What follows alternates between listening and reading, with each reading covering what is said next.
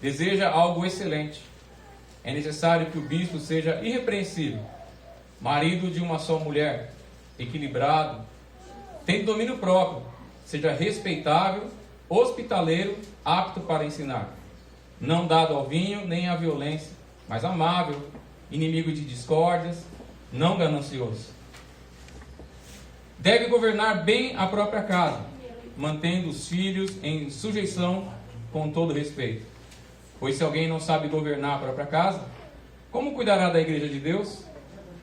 Não deve ser novo na fé, para que não torne orgulhoso, nem venha cair na condenação do diabo. Também é necessário que tenha bom testemunho dos de fora, para que não seja enganado e nem caia na armadilha do diabo. Irmãos, nós no Brasil temos uma convenção e distribuímos alguns cargos dentro da igreja. Mas, biblicamente falando, só existem 2 cargos dentro da igreja. É o cargo de diácono e o cargo de bispo. Quando eu falo bispo, eu quero que vocês entendam que são termos intercambiáveis. Nós tínhamos 3 culturas: a romana, a grega e a judaica. Para os judeus, o líder é chamado de ancião. Para os romanos, o líder é chamado de bispo. E para os gregos, o líder é chamado de presbítero. Então, são 3 termos que significam pastor, aquele que lidera a comunidade cristã. Eu quero falar para vocês que homem e mulher são iguais, têm a mesma capacidade, têm o mesmo intelecto. Porém, nós estamos falando de igreja. Na igreja existe um padrão, e o padrão é a Bíblia. Nós já tivemos presidente feminina. Aliás, ela até mudou um termo presidenta, que não existe mais. Presidente feminina. Empresas têm presidentes. Setores de trabalho têm mulheres na liderança. Temos senadoras, ministras, deputadas, primeiro-ministros de vários estados. Mas isso aí são governos do mundo, governos civis. E nós estamos falando da igreja. Então nós observamos que na igreja, quem lidera é o pastor, pode ser bispo, ancião ou presbítero, e é um homem, a figura masculina.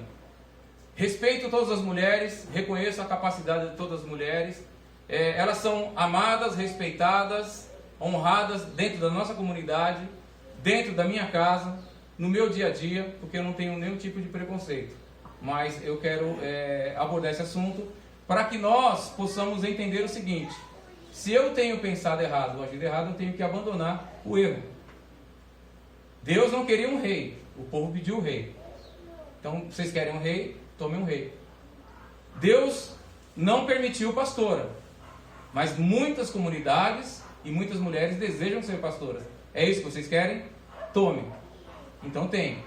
Mas daqui a pouco, lá na frente, a gente vai ver o que isso pode causar de problema para a comunidade, para a igreja, para o futuro da igreja.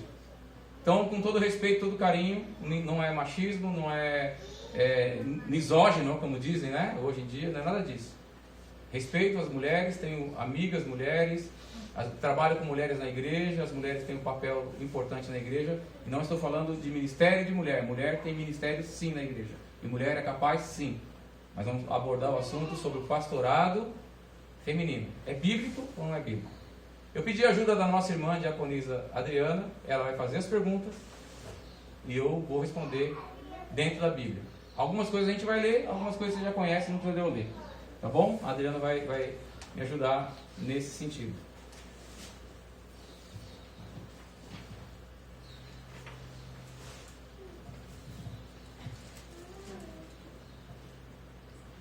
Deus não criou originalmente o homem e a mulher iguais? Então qual é o motivo que impede que uma mulher exerça o pastorado? Sim, no relato bíblico, em Gênesis capítulo 1, a Bíblia diz que homens e mulheres foram criados imagem e semelhança de Deus. Mas na própria criação, no capítulo 2, Deus já começa a estabelecer uma diferença na liderança, no governo. Ele mostra que o homem governa e que a mulher é a ajudadora do homem. Então, desde o Gênesis, e daqui a pouco a gente vai aprofundar mais a respeito disso, já mostra que existe uma diferenciação. São iguais em características, os dois são imagem e semelhança de Deus. Todos eles são capacitados, todos eles têm dons, talentos, todos eles são inteligentes. Mas existe a diferenciação na liderança. Deus deu a liderança já na criação ao homem, colocando a mulher como uma ajudadora fiel. Amém? Próxima pergunta. A subordinação feminina não é parte da punição por causa da queda? Cristo não aboliu a maldição do pecado? Cristo aboliu a maldição do pecado? Sim e não. Quando a gente vai se aprofundar mais na geração, na criação, no capítulo 3 de Gênesis, também não vou ler, não precisa de ler, Deus ele vai trazer uma punição ao homem e à mulher devido ao pecado, devido à desobediência. E nesse momento Deus ele vai potencializar aquilo que a mulher já tinha de submissão ao homem. E Deus fala assim: o seu desejo será para o teu marido e ele te governará. Então o homem ele continua liderando a mulher mesmo após a queda. Ele continua estando no status de governo, mesmo depois da queda. Então, se eu pensar assim, bom, Cristo morreu e ele cancelou a maldição do pecado. Ele cancelou essa submissão. A mulher não é mais submissa ao homem, não precisa mais ser submissa ao homem e ela pode exercer a liderança. Então eu vou falar para você, a mulher deveria parar de ter dor de parto, porque se Cristo morreu, ele também deveria tirar essa situação. A mulher e o homem deveriam parar de morrer, porque ele fala: se vocês pecarem, vocês morrerão. Nós continuamos morrendo. E outra, eu gostaria de trabalhar sem me cansar, porque ele fala: agora você vai conquistar as suas coisas através do suor do teu trabalho. Então, não houve esse cancelamento ainda. Tudo isso vai ser cancelado na glória, quando nós vivemos novos céus e novas terras. O que nós temos na cabeça é que essa palavra submissão é uma dificuldade muito grande para as pessoas compreenderem. Submissão não é maltrato, não é colocar debaixo do pé, não é questão de inferioridade.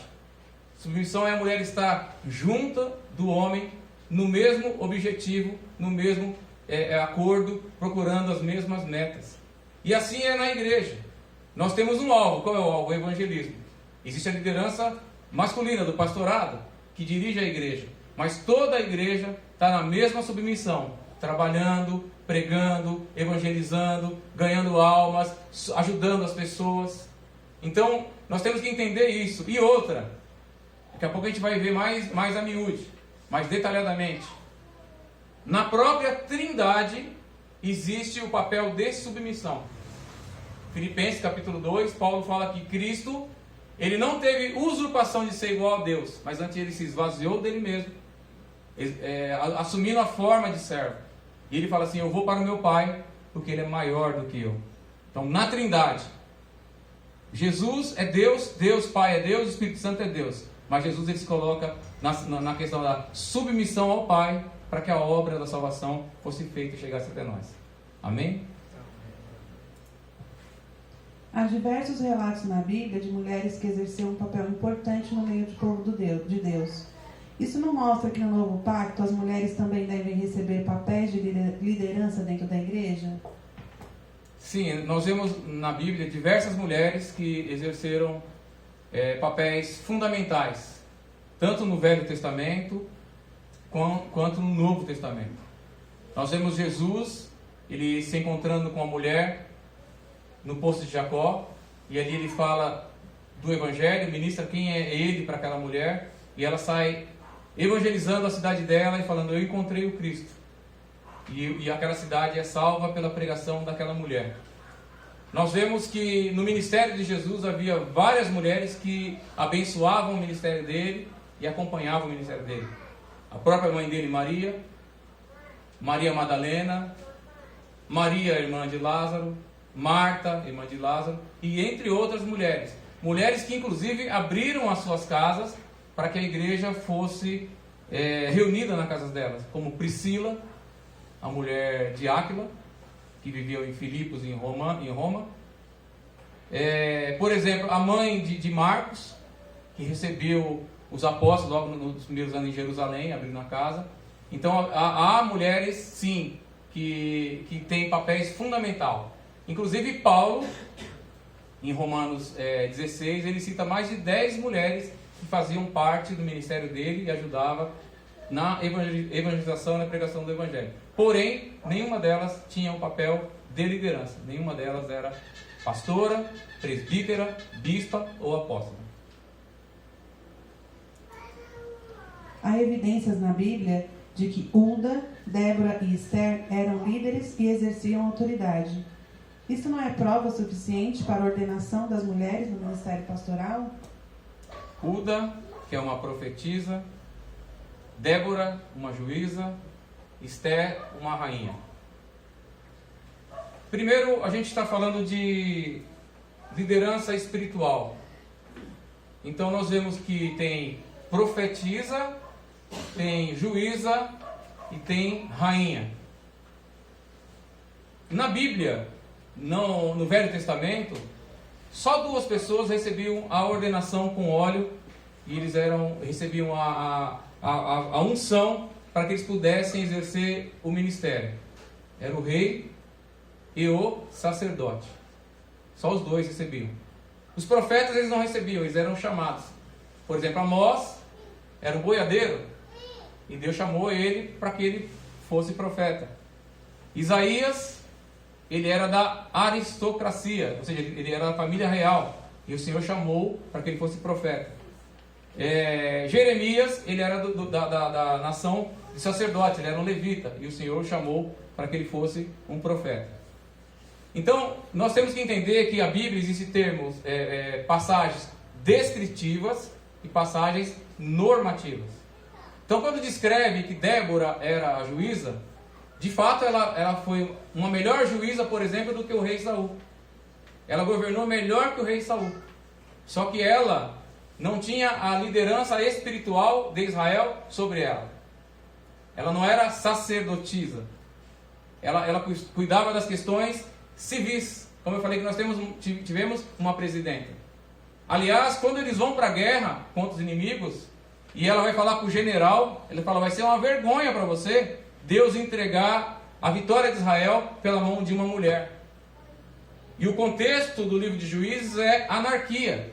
A Bíblia diz lá em Juízes 2 vezes, cada um fazia da forma que entendesse no seu coração. Porque naquela época não havia rei na terra. Então cada um fazia o que queria. E é isso que está acontecendo hoje na igreja. Cada um faz o que quer. Esquece a Bíblia, debaixo dos próprios desejos, anseios, necessidades, vão aplicando e fazendo o que querem.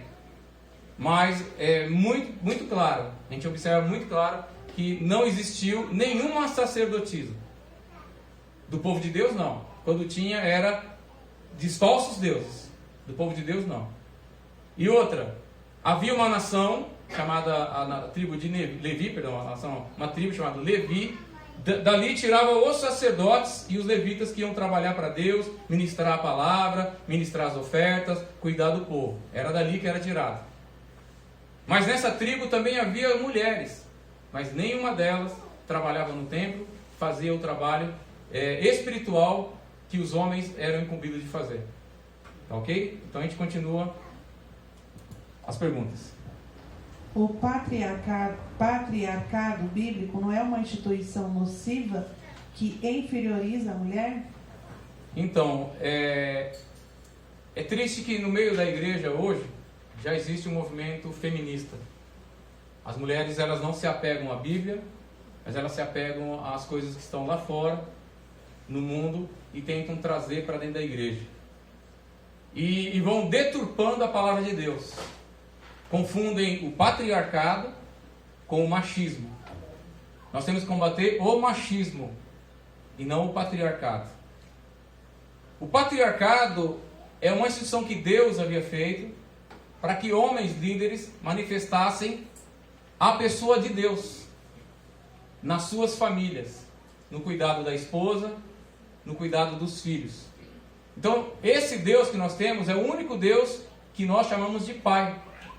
E Ele quer que os homens reflitam nas famílias dele o zelo e o cuidado que Deus tem com a gente. Então Ele chamou Abraão, chamou Isaac, Jacó e os demais patriarcas, para que eles cuidassem da família, protegessem a família, sustentassem a família, ajudassem a esposa, encorajasse a esposa, educasse os filhos, e tudo isso no amor. Porque o próprio Paulo, ele potencializa isso lá em Efésios, falando que maridos, amai as vossas esposas, e se for preciso vocês morram por causa dela, porque assim como Cristo amou a igreja, assim o marido deve amar a sua esposa e amar a sua família. Então o pessoal pega essa ideia do patriarcado e coloca como machismo. Não é machismo. Eu sou contra o machismo. Todo homem que se intitula machista e maltrata as mulheres, eu também sou contra e levanto minha bandeira contra eles. Mas eu sou a favor do patriarcado.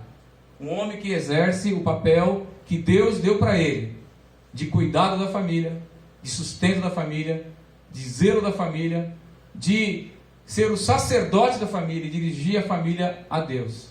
Então, ao contrário do que esse movimento feminista dentro da igreja acusa, o patriarcado, ele é uma bênção quando ele é bem aplicado e quando os homens entendem o papel que eles têm que exercer dentro da família e dentro da igreja. O que fazer quando as mulheres possuem dons e habilidades como liderança, capacidade para o ensino e administrativa? O que fazer quando a mulher possui dons? Lembra que eu falei no início que homens e mulheres foram criados imagem e semelhança de Deus? Então, Deus, ele capacitou tanto homem quanto mulher com dons espirituais, com habilidades e capacidades. Tem mulher que tem, sim, o dom do pastoreio. É mulher que sabe cuidar de pessoas. Aliás, quem cuida melhor de pessoas é mulher do que homem. É algo já nato da mulher. A mulher já nasce para ser mãe. E por ela nascer ser mãe, para ser mãe, ela tem o cuidado, o zelo, a preocupação. Mas tem mulher que tem a habilidade de ensinar. Tem mulher que tem a habilidade de evangelizar. E o que fazer? Você pega essas mulheres, põe elas para trabalhar para o reino de Deus, usando as habilidades que ela tem, os dons que elas têm, mas não ordena elas ao ministério pastoral. O erro é isso, é olhar uma mulher e falar, ela prega bem, ela se preocupa com as outras mulheres, olha, ela tem a capacidade de administração, é pastora. Não é pastora. A gente tem que pegar todas essas capacidades e colocar a favor do reino, para que o reino cresça. Porque não é dom que capacita alguém ser o líder da igreja. Vocês pensam que para ser pastor precisa ter dom? Não. A Bíblia diz que o líder da igreja, ele tem que ser homem, qualificado e cristão. Então não é qualquer homem. Tem que ser homem e cristão. Então qualquer um de nós já estamos preenchendo 2 requisitos. Mas tem que ser qualificado. E eu acabei de ler para vocês uma série de coisas. Marido de uma mulher irrepreensível, equilibrado, tenha domínio próprio. São capacidades sociais e culturais. Hospitaleiro. O único dom que aparece aqui é apto para ensinar. É o único dom.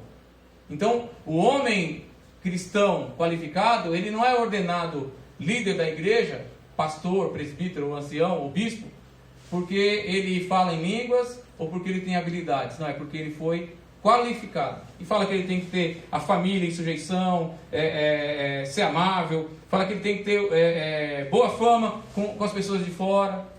Então não é dom.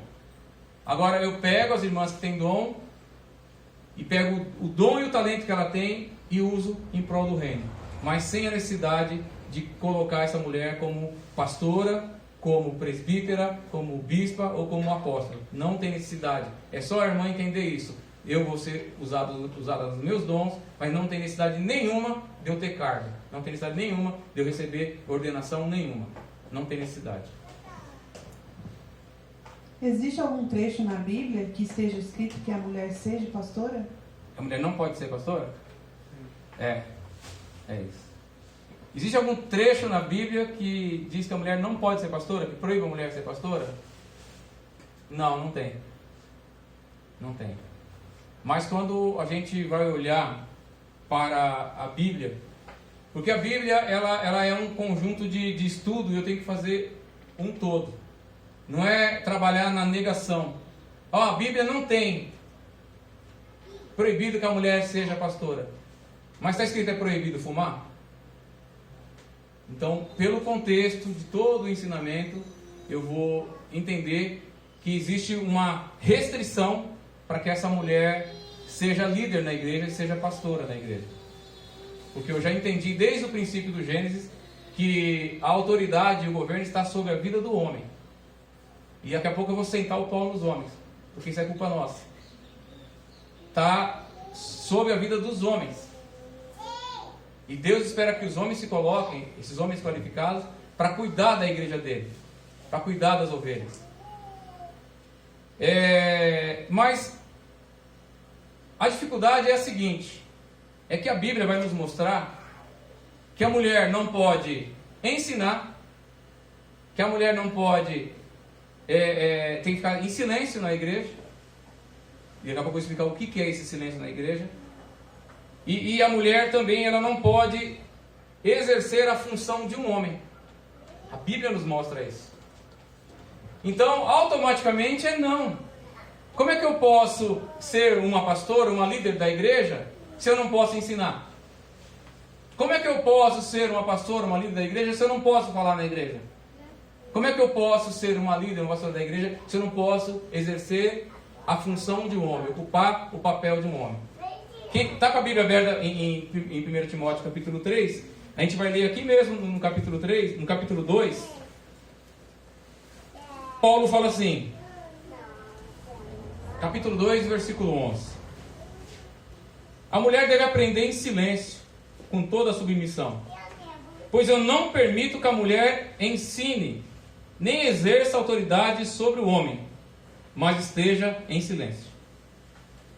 Aí ele continua, porque Adão, olha, foi lá para o Gênesis de novo, gente. Então a questão não é machismo, é teologia. Ó Paulo indo lá para o Gênesis de novo, falando da teologia da criação e da queda.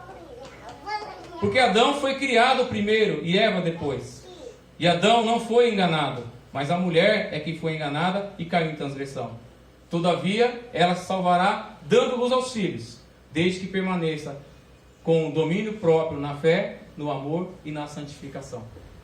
Então é bem claro que uma pessoa que não pode ensinar, que não pode exercer autoridade de homem e que tem que permanecer em silêncio, que ela não pode ser uma líder. Como que alguém vai liderar com essas restrições? E eu quero fazer uma pergunta para vocês. Algumas Bíblias estão escritas assim, que ela não exerce autoridade sobre o marido. Alguma Bíblia está escrita assim aí? De alguém? Uma ali, tem mais alguém? Que ela não... Aqui, ó, no versículo 12. Não permito que a mulher ensine e nem exerça autoridade sobre o marido. 2, 3, 4... Mais alguma Bíblia? 6... Sabe o que é isso, irmãos? Já é uma distorção moderna, que as pessoas mudaram a passagem da Bíblia para falar assim, a minha mulher, os pastores que defendem isso, e as mulheres defendem isso, a minha mulher não pode ter autoridade sobre a minha vida. Então, ela pode ser pastora porque ela vai mandar nos outros homens, ela não pode mandar em mim. Foi mudada a Bíblia de vocês, infelizmente. Vocês riscam isso aí e escrevem assim, ó. O original está escrito assim, ó. Nem que exerça autoridade de homem. Tá? Autoridade de homem. Se você quiser pesquisar depois, põe lá no Google e coloca lá como é que está no original, você vai ver. Então já houve uma distorção para quê? Para adequar a essa nova onda já não é tão nova, tem de uns 30 anos para cá, onde está sendo ordenado mulheres para o pastorado, para ser apóstolo, para ser bispo e todas essas coisas. Tá bom? Então, essa é a resposta. Se as mulheres recebem os mesmos dons espirituais que os homens, isso não significa que Deus quer que elas exerçam os mesmos ofícios do que os homens? Não. A gente observa na Bíblia que as mulheres, elas foram as primeiras a ver Jesus ressurreto e anunciaram aos apóstolos. As mulheres acompanharam Jesus na cruz. O único discípulo que estava ali era João. As mulheres ajudavam com ofertas no ministério de Jesus. Paulo vai enaltecer as mulheres que ajudam ele no ministério. Mas vocês podem observar o seguinte, que Jesus poderia ter chamado a mãe dele para ser uma apóstola, ou Maria Madalena, ou qualquer outra mulher, e ele não fez. Mas tem gente que fala assim, não, mas Jesus ele não queria escandalizar. Naquela época ia ser muito forte, ia causar um grande escândalo. Irmãos, o que mais Jesus fez foi escandalizar. Curou no sábado, tocou em morto, tocou em leproso, comeu com pecadores, permitiu que mulher com fluxo de sangue tocasse nele. Isso não é escândalo? Total. Mas ele não fez. Por quê? Porque Jesus tinha em mente essa ideia, esse padrão bíblico de Deus, que a liderança cabe ao homem. Que a liderança cabe ao homem cristão qualificado. E a mulher, a sua ajudadora, a sua companheira fiel, para que ele consiga cumprir as missões, as tarefas dele. Então, não, a resposta é não. Mesmo com as qualificações, a gente fala em línguas, todo mundo fala em língua, profetiza, todo mundo profetiza, prega, todo mundo prega, mas não, a liderança está sob a vida do homem. Os ensinos do apóstolo Paulo sobre o papel da mulher na igreja não estavam influenciados pelos costumes da época? Os ensinos do apóstolo Paulo influenciados pelo costume da época. Eu já ouvi muitas pessoas falando isso, inclusive chamando Paulo de machista, ou misógino, né, que é uma palavra mais moderna. Irmãos, se Paulo fosse machista, e o ensino dele fosse um ensino machista, a Bíblia não seria a palavra de Deus. Como é que eu posso acusar Paulo de machista? Porque parece que Paulo é o calcanhar de Aquiles do ministério pastoral feminino. E para que eu dê base a essa doutrina, eu tenho que desmerecer o apóstolo Paulo. Eu tenho que falar que Paulo estava preso a costumes. Eu tenho que falar que Paulo estava preso a doutrinas e a machismo. Mas esse Paulo, que é acusado de machista, em 1 de Coríntios, capítulo 7, ele fala uma coisa que era impensável na época deles. Porque a mulher, na verdade, naquela época, ela era tratada como um objeto. Ela tinha um valor menor diante da sociedade. Mas olha o resgate e o respeito que Paulo dá à mulher, quando ele escreve em 1 de Coríntios o seguinte, capítulo 7. O homem não tem poder sobre o seu próprio corpo, mas sim a mulher. E a mulher não tem direito sobre o seu próprio corpo, mas sim o marido. Impensável, irmão. Naqueles dias, há 2000 anos atrás, Paulo falar que a mulher tinha o direito de prazer no momento do relacionamento íntimo. O que ela não tinha direito, e até os tempos dos nossos avós e talvez pais não tinham. Hoje que as pessoas estão preocupadas e ensinando aos homens que eles têm que se preocupar com a mulher. Mas há quase 2000 anos atrás, Paulo já tinha essa preocupação. Parecia uma loucura ele falar isso. E ainda no capítulo 7, ele fala o seguinte, que uma mulher que é maltratada pelo marido, uma mulher que está passando perigo de vida, uma mulher que está sendo ameaçada, está sofrendo dificuldades, ela pode largar esse marido incrédulo. Não estou falando de divórcio. Paulo não fala de divórcio, estou falando de separação. Então imagina que há 2000 anos atrás Paulo falava para a mulher crente: abandona esse homem que está te maltratando. É lógico que depois é outro ensinamento, tá? Ela não pode casar, se ela casar tem que voltar de novo. É outra história, não dá para eu ficar mergulhando nisso, porque eu estou falando um assunto. Então é impensável, irmão e irmã, que Paulo, um homem machista, daria um direito desse porte para as mulheres. Então Paulo, abram em 1 de Coríntios, capítulo 14. As pessoas falam que Paulo era machista, que ele escrevia era a opinião dele, não era a vontade de Deus. Mas eles tropeçam na própria Bíblia. Tropeçam na própria Bíblia. Aqui no capítulo 14, ele vai tratar dos dons espirituais. E agora eu vou ensinar para vocês por que a mulher deve permanecer calada na igreja. Biblicamente falando, não é falar no culto, não é isso. Porque ninguém pode falar no culto. Nem o homem, nem a mulher. Isso chama-se falta de educação. Mas por que a mulher tem que ficar calada? E eu não posso usar esse versículo para mandar uma mulher ficar calada no culto. Eu posso falar assim: ó, irmão, no culto tem que ter ordem e decência. Por gentileza, eu estou falando agora. Qualquer um, homem ou mulher. Capítulo 14, 1 Coríntios, versículo 34. As mulheres devem permanecer caladas nas igrejas, porque não é permitido falar, mas que estejam submissas, como também ordena a lei. E se quiserem aprenderem alguma coisa, perguntem na sua casa para o seu marido, porque para a mulher é vergonhoso falar na igreja. Então ele vai falar isso da mulher, que a mulher não pode falar. Por que a mulher pode falar? Irmãos, todo texto tem que ter um contexto. Se eu pegar só isso aqui, eu mando as mulheres calarem a boca. Mas dentro desse livro, dessa carta, 1 de Coríntios, capítulo 11, Paulo vai falar assim: a mulher que tem o véu sobre a cabeça, ela pode orar e pode profetizar. Então a mulher não está calada na igreja, irmãos. A mulher pode falar sim na igreja.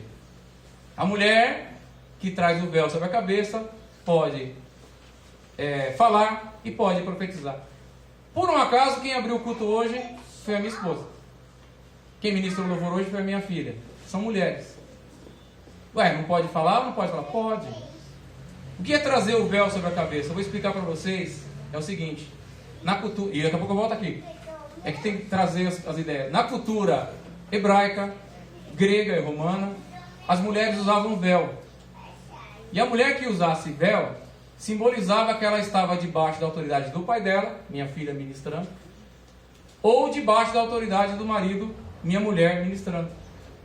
Então, o tirar do véu da mulher na igreja de Corinto, que era um problema, daqui a pouco eu vou falar a respeito disso, é que as mulheres criaram uma rebelião por causa da influência da cidade.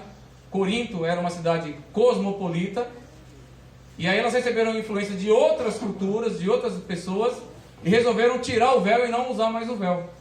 Mas o véu era um símbolo de que eu estou debaixo da autoridade do meu pai, eu estou debaixo da autoridade do meu marido.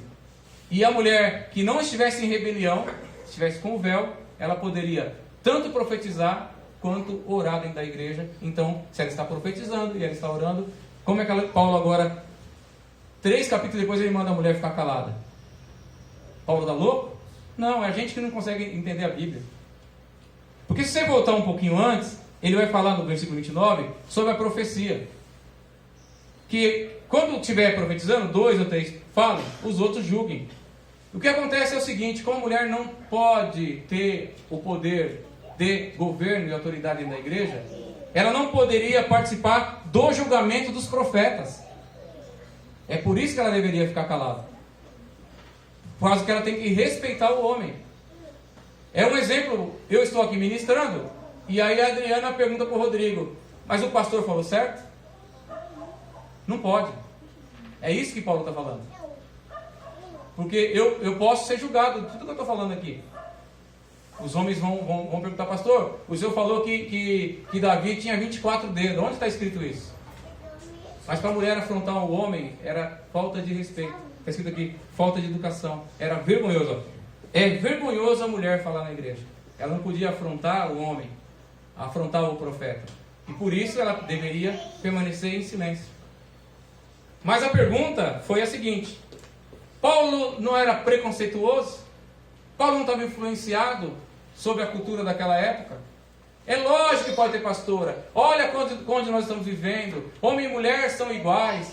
Aliás, tem coisa que eu não vou nem responder, né? Tem gente que fala assim, mas Débora não era... Não, Raquel não era pastora? Era, irmão, de ovelha. Um monte de gente. Mas aí eu não vou nem entrar nessa conversa. Mas então vamos lá. Paulo falava dele mesmo. Ele era preconceituoso, misógino, machista. Versículo 37. Paulo fala assim: se alguém se considera profeta ou espiritual, reconheça que as coisas que eu escrevo são mandamentos do Senhor. É Deus que está mandando, não é Paulo, irmão.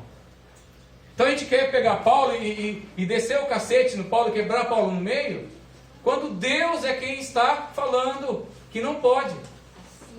Então Paulo está mostrando que se você se julga profeta, eu sou pastor, eu sou cheio da unção, então você vai ter que reconhecer que Paulo está falando é palavra de Deus. Irmã, se arrepende, abandona esse seu ministério e volta a ser apenas uma serva de Deus na igreja. Aí você vai estar na bênção. Então não é Paulo falando, não é cultura. Cultura é a questão do véu. Mas Paulo não estava preocupado com um paninho na cabeça da mulher. Paulo estava preocupado com a questão do princípio, que é a autoridade. E hoje ainda, na igreja tem que ter o princípio da autoridade. Nós não usamos véus, mas as mulheres, as filhas têm que respeitar os seus pais, as esposas têm que respeitar os seus maridos. E assim elas estão espiritualmente no princípio usando o véu. O problema é que as mulheres hoje em dia afrontam os seus maridos. E aí elas afrontam os maridos afinam e chegam na igreja, elas querem fazer as mesmas coisas com os homens da igreja. Só que eu quero falar um negócio para vocês. Pera lá. No Ministério Hebron a gente vai seguir a Bíblia. Se alguma irmã tiver o desejo de ser pastora, seja feliz em outro ministério. E depois você responde diante de Deus pela sua atitude de rebeldia. Quer um rei? Eu dou um rei, mas essa não é a minha vontade. Estão se levantando contra mim. Quer pastora? Tome pastora, mas essa não é a minha vontade. Estão se levantando contra mim. É isso. Vamos continuar, que senão a hora vai se avançando.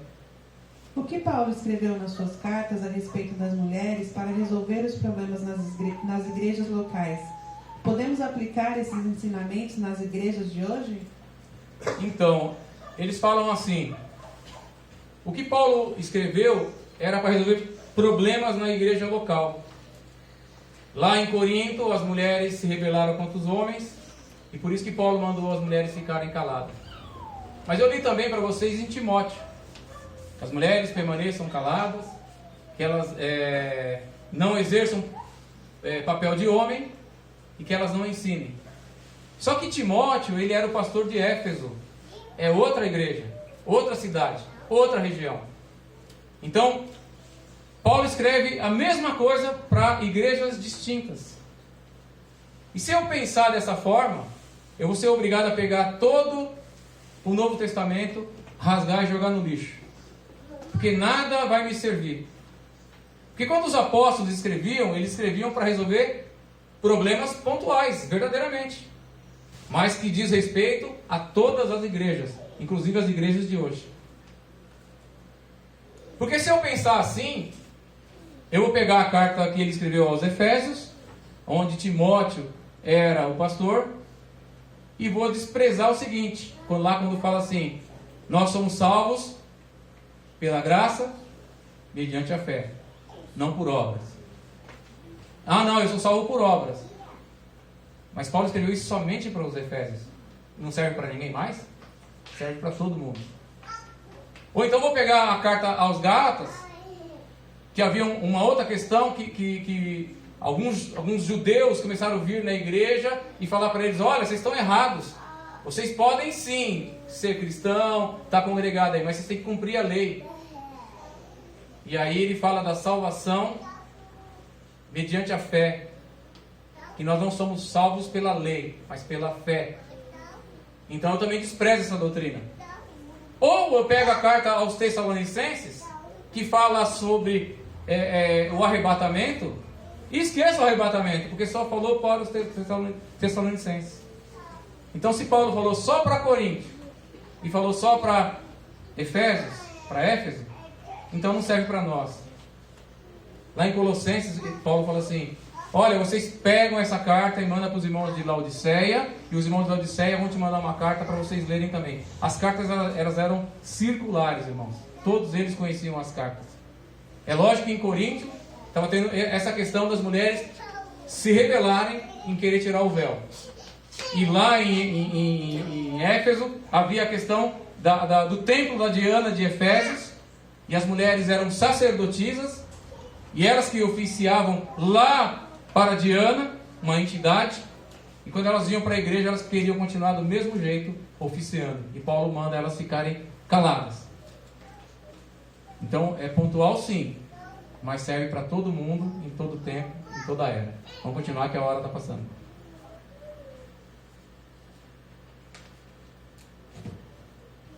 Onde é que está escrito que somente os homens podem exercer o papel de liderança na igreja? Onde está escrito que somente os homens podem exercer o papel de liderança na igreja? Tito capítulo 1 e Timóteo capítulo 3. Paulo vai falar. Tito era pastor de Creta, a cidade chamada Creta. E Timóteo pastor da, igreja, da cidade de Éfeso. Ele vai descrever quem é que é para ser o líder. Ele fala: olha Timóteo, olha Tito, quando vocês forem separar alguém para ser o líder da igreja, ele tem que ter essas características. Então, nós lemos, vamos ler de novo. Se alguém, diga essa palavra, se alguém almeja ser bispo, deseja alguma coisa excelente. É necessário que o bispo seja irrepreensível, marido de uma só mulher. Então aqui eu já vejo que a mulher não pode ser. Tem marida de uma só marida? Hoje já até existe, né? Mas na igreja não. Então o bispo, ele é marido de uma só mulher. A mulher não pode ser marido de uma só mulher. Aqui já quebrou e mostra que é homem. Continuando. Todos os substantivos masculinos.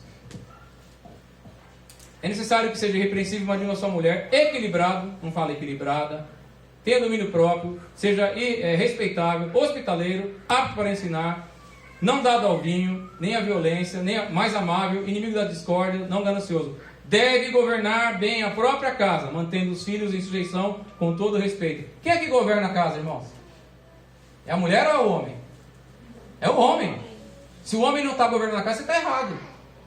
É esse que é o problema. O cara é covarde, Vinícius, e ele não cuida nem da casa dele. Aí chega na igreja, a mulher dele que manda na casa dele quer mandar na igreja também. Então, se a gente se colocar no papel que Deus colocou cada um de nós, aí nós não vamos errar. O homem é o cabeça da mulher. O homem é a liderança. Então, quando você lê isso aqui, ou lê lá em Tito, que é a mesma passagem, é muito parecida as duas, Paulo não tem outra coisa na cabeça, Marlene, a não ser um homem. Não cabe uma mulher aqui, irmãos. Então, não precisa nem Deus explicar muito. Paulo tinha em mente um homem na liderança. Por quê? Porque Paulo escreve coisas que são mandamentos de Deus. Havia uma mulher chamada Júnias. O apóstolo Paulo a considerava como apóstola. Então, por que não podemos ordenar uma mulher para o ministério pastoral? Havia uma mulher chamada Júnias, e Paulo considerava ela apóstola. Romanos, capítulo 16. Eles falam isso também. Tinha Júnias, que era apóstola. Romanos, capítulo 16. Versículo 7.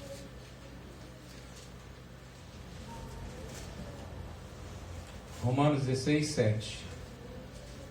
Cumprimentai Andrônico e Júnias, meus parentes e companheiros de prisão, os quais se destacam entre os apóstolos e estavam em Cristo antes de mim. Então está falando que o Andrônico e a Júnias se destacavam, ou alguma versão fala que eles eram tidos com grande Alguém lê aí para mim, por favor, grande... Na Bíblia de vocês está escrito aí, grande respeito. Andrônico Júnior, lê na Bíblia de vocês aí. Eu esqueci o termo da Bíblia Ferreira de Almeida.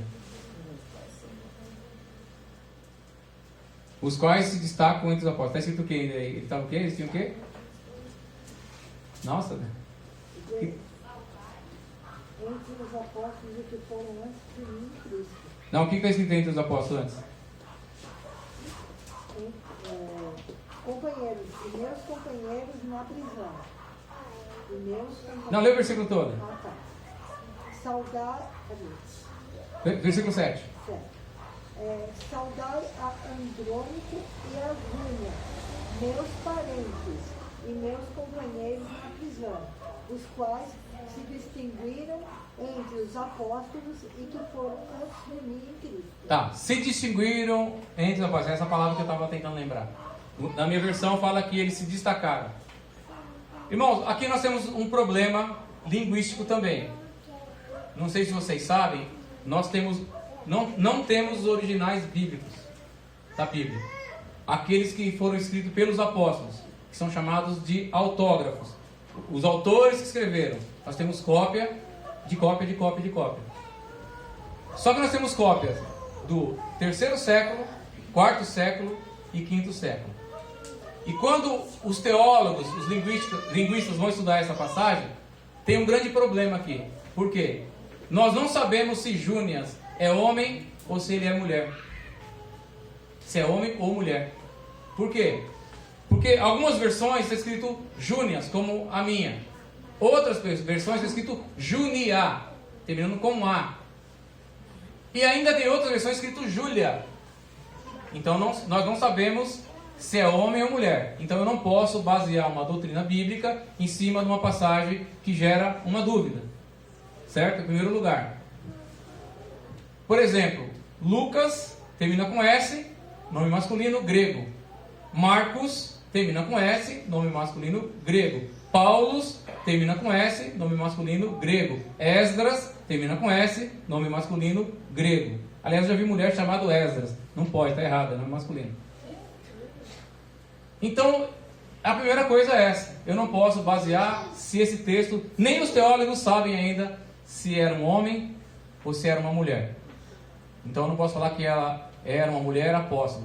E segunda coisa, que no texto original está dizendo assim, que eles eram pessoas de grande consideração, de grande respeito no meio dos apóstolos. É mais ou menos que eu falo assim, o irmão Júlio e a irmã Neide são pessoas respeitadíssimas no meio dos pastores e presbíteros dessa igreja. Só isso aí.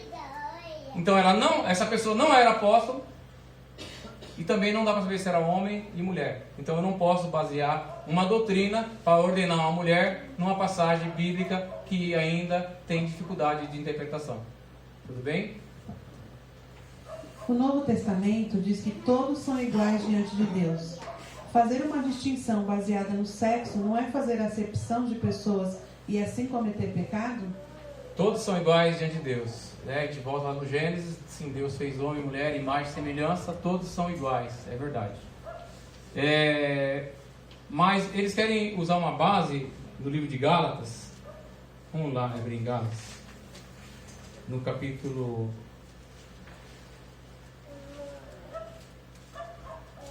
28, capítulo 3, versículo 28. Todos são iguais, então eu não posso fazer distinção. Porque em Gálatas 3, 28, fala que todo mundo é igual. Gálatas 3, 28. Não há judeu e nem grego. Não há escravo e nem livre. Não há homem e nem mulher. Todos são iguais. Todos são um só em Cristo Jesus. E agora, pastor Ezra? Tá vendo? Todo mundo é igual em Cristo Jesus. Então esse negócio de homem, só homem ser o líder da igreja, ser o pastor, o senhor está errado, eu peguei o senhor agora. Tá bom. Todo texto está dentro de um contexto. Vamos para o contexto. Vamos entender o que Paulo está falando. Versículo 23. Mas, antes que viesse a fé, éramos mantidos debaixo da lei. Nela, confiados para a fé que havia de ser revelada. Deste modo, a lei se tornou o nosso guia para nos conduzir a Cristo, a fim de que pela fé fôssemos justificados. Mas, tendo chegado à fé, já não estamos sujeitos mais ao guia, pois todos sois filhos de Deus pela fé em Cristo Jesus. Porque, pois, vós em que foste batizados em Cristo, vocês se revestiram de Cristo. Não há judeu, nem grego, nem escravo, nem livre. Não há homem, nem mulher, porque todos são um em Cristo. E se todos são um em Cristo, então são descendentes de Abraão e herdeiros conforme a promessa. Paulo está falando de salvação. Na salvação, todos são iguais. Ele não está falando de ministério. Homem e mulher são salvos por Cristo. Escravo e livre são salvos por Cristo. É essa questão. Pobre e rico são salvos por Cristo. Ele está falando de salvação e não de ministério. Ministério, eu acho que a gente já falou tantas coisas, está muito bem claro que existe essa restrição, essa proibição de que as mulheres não podem exercer esse chamado de governo, de ministério, dentro da comunidade cristã. E as que se colocam assim, devem se arrepender, abandonar esse ministério e viver uma vida piedosa diante de Deus. Tem mais alguma? Tem? Vamos lá. O conceito de submissão feminina não acarreta que o homem é melhor do que a mulher?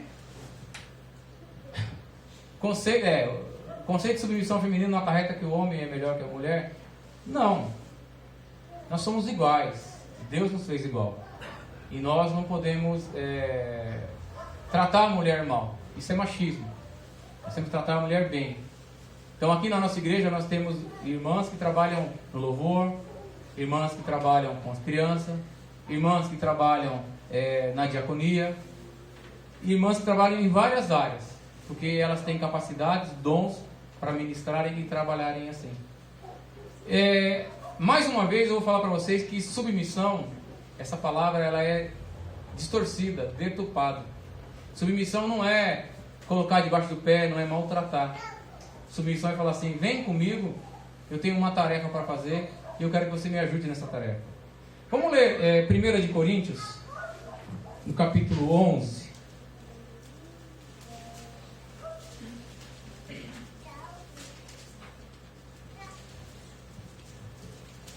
A gente vai entender melhor a questão de submissão, porque às vezes as pessoas falam: eu não sou seu carpacho. Não é mesmo, não aceita. Você é companheira, você é ajudadora. 1 de Coríntios capítulo 11, versículo 2 diz assim: eu vos elogio, porque em tudo lembrais de mim, e vos tendes apegado com firmeza às tradições que vos entreguei. Todavia, quero que saibais que Cristo é o cabeça de todo homem. O homem é o cabeça da mulher, e Deus é o cabeça de Cristo. Então Paulo novamente vai falar de teologia para falar sobre submissão. Não é conceito, não é cultura, não é tradição de homens, não é coisas antigas, não. Ele novamente vai falar de teologia. Se a gente continuar lendo aqui na frente, ele fala assim: porque aqui, ó, pois o homem, versículo 8, pois o homem não veio da mulher, mas a mulher que veio do homem. Ele indo de novo lá para o Éden para falar de submissão. Porque vocês lembram que antes da queda Deus já colocou o homem para ser o líder e a mulher para ser a ajudadora. Depois da queda o papel não mudou. Ele continua com o homem como líder e a mulher sendo ajudadora dele, no desejo dela sobre o homem, ele liderando a mulher. Não maltratando, mas liderando as direções. E ele fala, tampouco, no versículo 9, tampouco o homem foi criado por causa da mulher, mas sim a mulher por causa do homem. Então não é cultura, é teologia. Paulo está indo para teologia da criação, teologia da queda, teologia da trindade.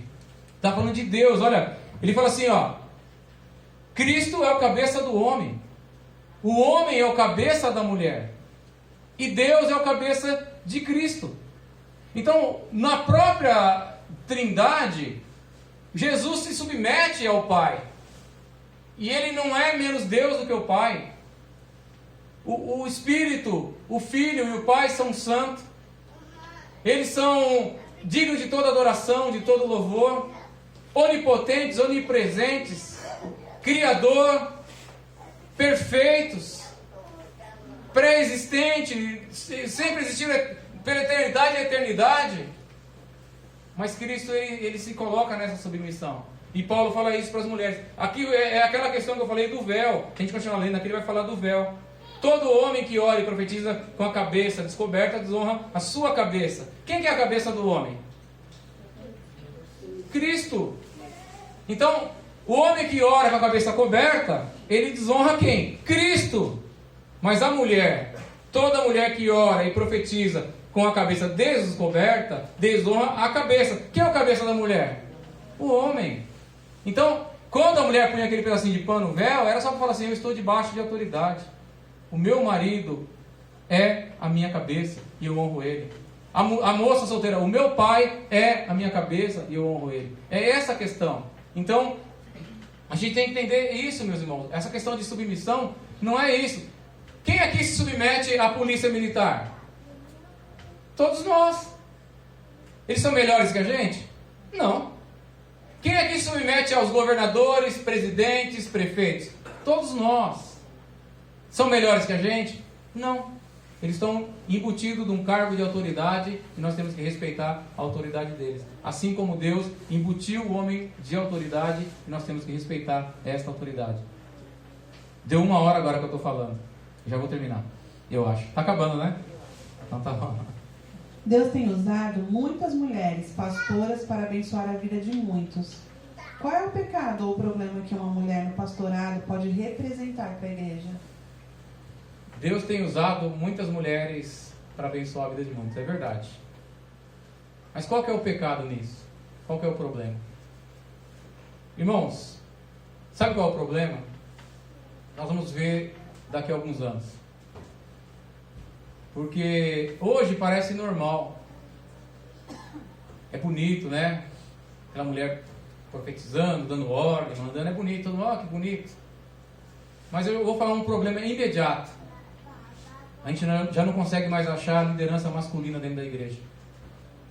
Porque os homens não querem mais ocupar os papéis deles. Esse já é um primeiro problema. Os nossos filhos vão crescer com essa informação. E a igreja daqui 20, 30 anos vai estar pior do que vocês possam imaginar. Vocês vão lembrar que quando o governo resolveu interferir na família, com pedagogia, sociologia, psicologia, criou até leis que o pai que corrigisse o seu filho, ele tinha que ir para a polícia e ser preso. As famílias abandonaram a educação dos filhos. Porque a Bíblia fala que a gente tem que corrigir. Não espancar, mas a correção pontual, com a dose certa, sem excesso. E a gente abandonou. Porque o filho fala para o pai: se você me bater, eu vou te denunciar para o conselho tutelar. Eu vou te conseguir. O que acontece hoje com a sociedade de hoje? Pessoas frouxas, fracas, mimadas, que não aceitam não, que acham que são dono do mundo. Eu estava vindo com a minha esposa esses dias para casa, sexta-feira, 18 horas, São Paulo, o trânsito é livre, né? Tudo travado, meus irmãos. Eu entrei numa rua, carro de um lado, carro do outro. Um jovem de menos de 30 anos estava com o carro dele estacionado no meio da rua. O trânsito atrás dele, tudo parado.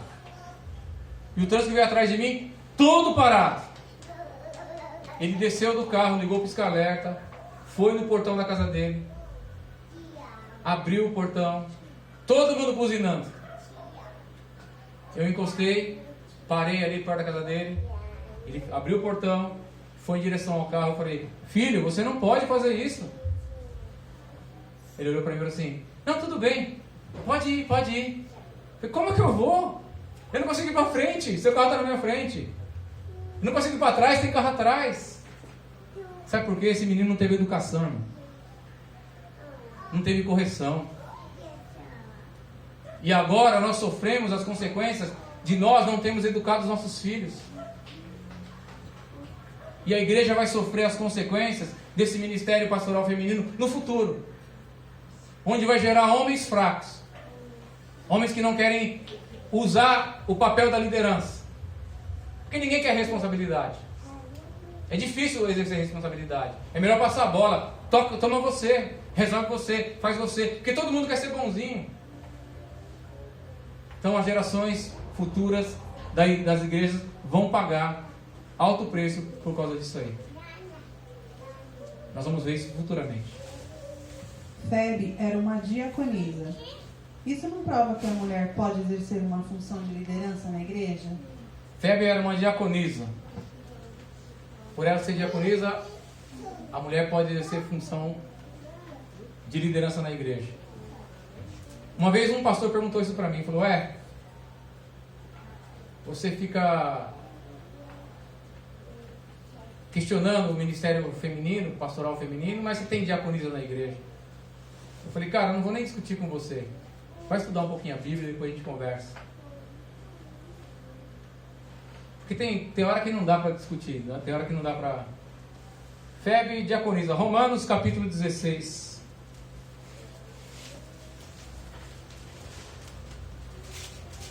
Essa é a última pergunta, né? Ah, tá bom. Vou terminar já. Passei 4 minutos da hora que eu falei para vocês. Romanos capítulo 16, versículo 1. Recomendo-vos a nossa irmã Febe, serva da igreja em Cencreia, para que recebais no Senhor de modo digno dos santos, e ajudeis em qualquer coisa que necessitar, pois ela tem sido um amparo para muitos, inclusive para mim. Então, Paulo lhe recomenda à igreja de Roma que eles recebam essa irmã chamada Febe. Na versão da minha Bíblia está escrito que ela é uma serva, mas a palavra serva é diaconisa. Tem algumas versões de diaconisa aí?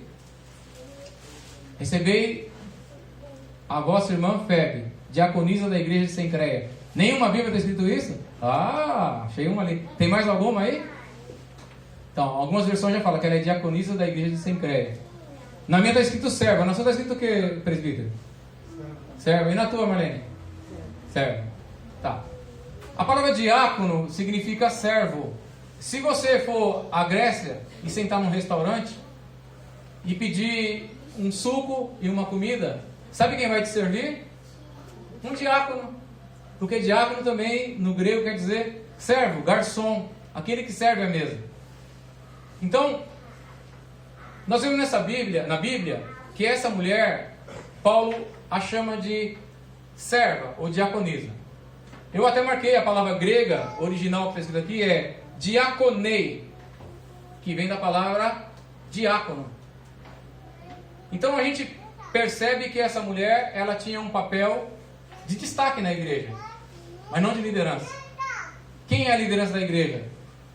Presbítero, pastor, bispo e ancião, que é tudo a mesma coisa. Essa é a liderança da igreja.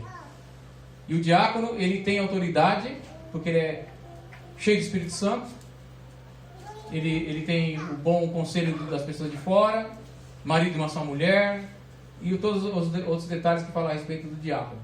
Mas, quando a gente vai lá nessa instituição, daqui a pouco a gente vai ler para finalizar, Paulo fala dos diáconos e a seguir fala das mulheres. Alguns pensam que ele está falando sobre as mulheres dos diáconos, mas outros entendem que ele está falando das mulheres que serviriam como diaconisa. E aqui a gente vê na Bíblia essa mulher chamada de diaconisa. E olha só o que Paulo fala. Ela tem sido um amparo a muitos. Então era uma mulher que tinha um ofício de ajuda, de servir as pessoas, de cuidar das pessoas. E Paulo fala ainda mais, inclusive de mim.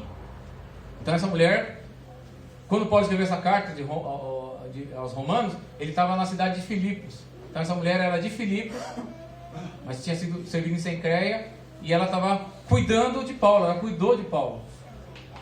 Com dinheiro, com lugar de hospedagem, né, com ajuda moral, enfim, cuidou de Paulo. Então a gente observa isso. Então tem igreja, por exemplo, as igrejas históricas, presbiterianas, elas não aceitam nem mulher para o diaconato. Mas aí eu vou ter um problema. Porque, além da Bíblia, nós temos outros estudos, outros livros, outros ensinamentos que estão fora da Bíblia. Na Bíblia tem trindade? Tem trindade na Bíblia? Não tem, irmão.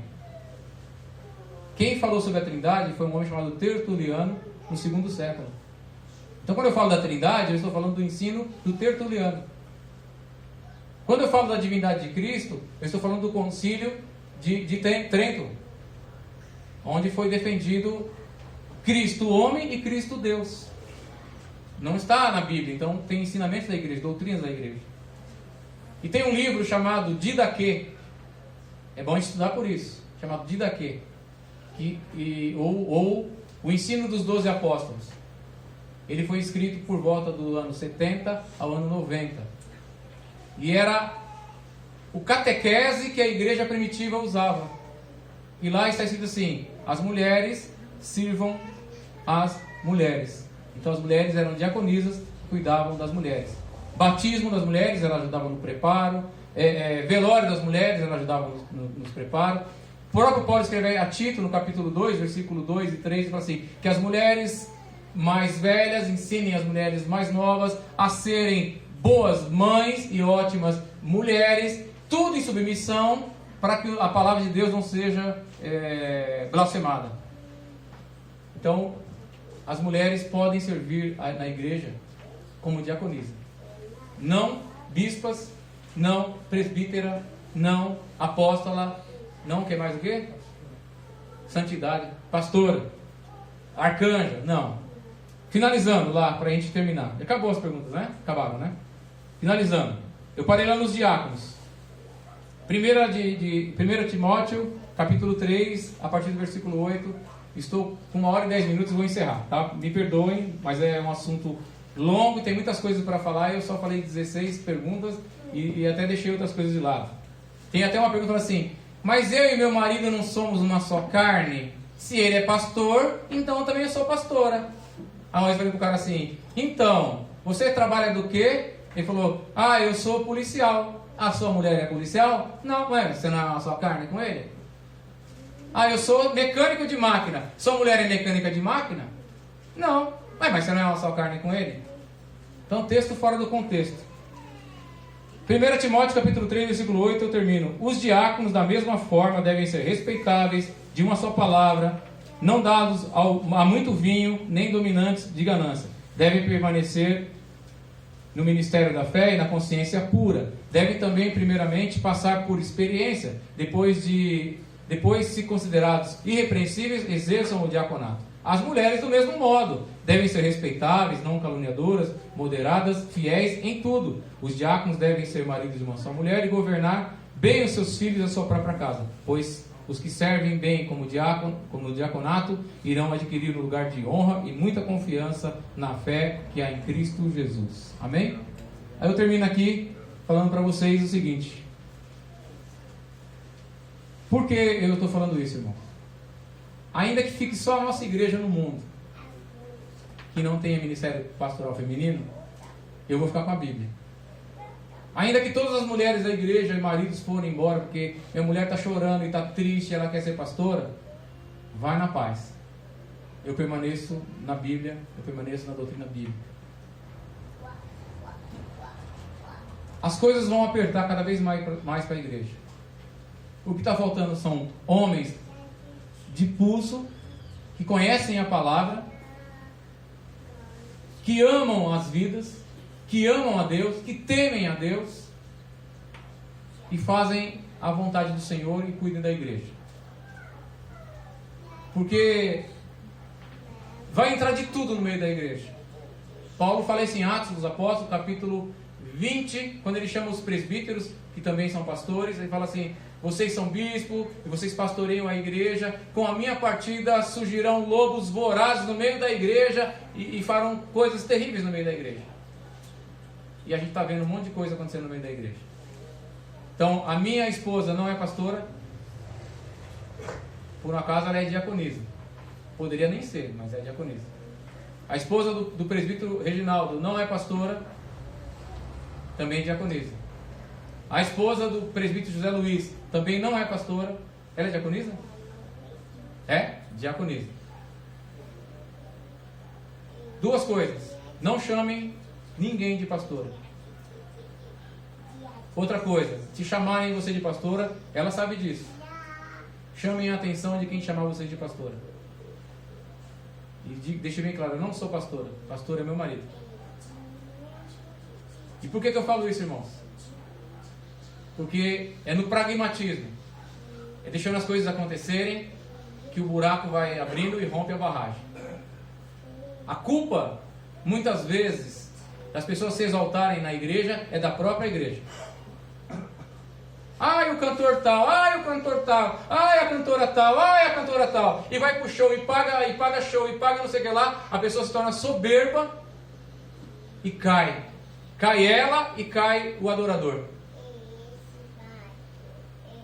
Eu sempre, quando eu termino uma ministração, se alguém falar, olha pastor, parabéns, muito bom, eu falo, glória seja dada a Deus, não a mim. E Paulo, se eu não me engano, irmão, se eu não me engano, ele escreveu lá em 2 de Coríntios, capítulo 12. Foi-me dado um espinho na carne, por causa das muitas revelações que eu tive, para que eu não me tornasse soberbo. A saber, é um enviado de Satanás, que esbofeteia a minha cara. E eu falei para Deus, Senhor, tira de mim, por 3 vezes. E Deus falou, não, porque a minha graça te basta. O meu poder se aperfeiçoa na fraqueza. Você quer derrubar alguém? Você quer acabar com a vida de alguém? Faz elogio para ele. Começa a chamá-lo daquilo que ele não é. Vai entrar no coração da pessoa e a pessoa vai cair. E os adoradores caem juntos.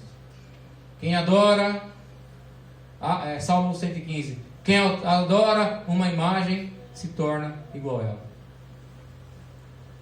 Pai, no nome santo do Teu Filho Jesus Cristo, que eu quero Te agradecer por esse estudo e também pela paciência dos irmãos, que eu acabei me estendendo nesta manhã de domingo.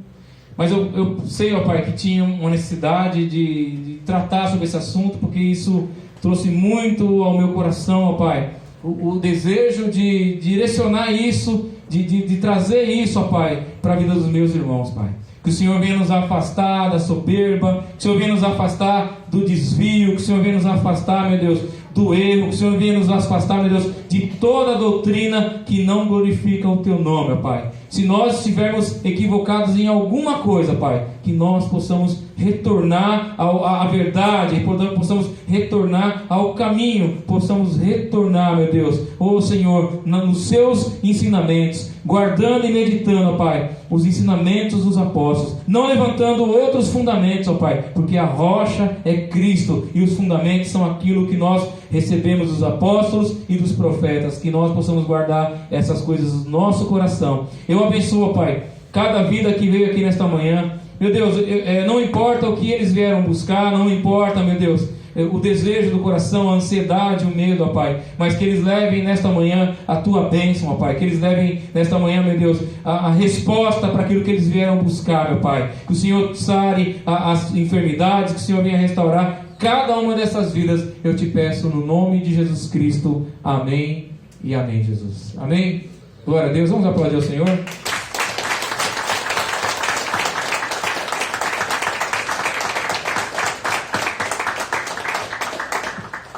Glória a Deus. Amados, a gente vai recolher nosso